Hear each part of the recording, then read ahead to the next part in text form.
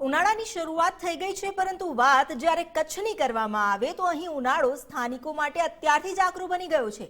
પાણીના એક એક ટીપા માટે અહીંના લોકો મજબૂર બન્યા છે। પીવાના પાણીની અછત વચ્ચે જોવા મળી રહી છે। ગુજરાત ફર્સ્ટની ટીમ કચ્છના સરહદી વિસ્તાર બન્નીમાં પહોંચી। આ વિસ્તાર પશુપાલનને લઈને જાણીતો છે। ભુજથી લગભગ 80 કિલોમીટર દૂર રણ વિસ્તાર છે। સરાડા, રબુવાંઢ, સાવલપર વાંઢ નામના ગામમાં પીવાના પાણીને લઈને હાહાકાર મચી ગયો છે।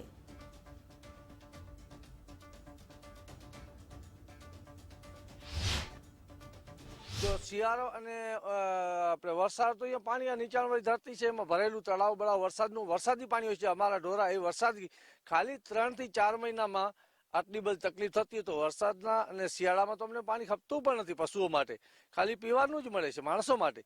તો એ પાણીની અસર અમને આ ઉનાળામાં કસર મળવી જોઈએ, પણ હકીકતમાં એ મળતી નથી।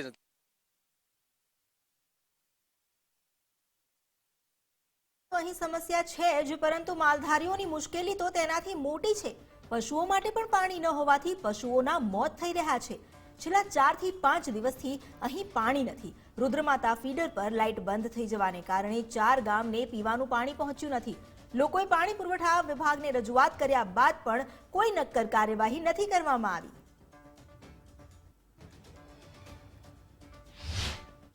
કે ઘણી બધી અમે જગ્યા કમ્પ્લીટ કરી, ગાંધીનગર કંટ્રોલ રૂમ પર સંપર્ક કર્યો તોય પણ કાંઈ કાર્યવાહી થતી નથી।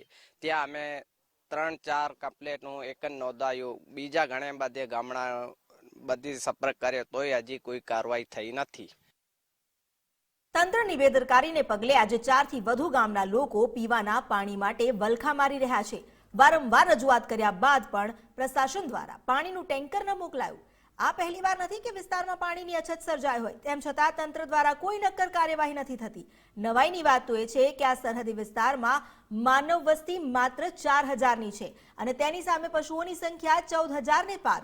પશુઓને પણ નિયમિત પાણી મળે તે ખૂબ જ જરૂરી છે।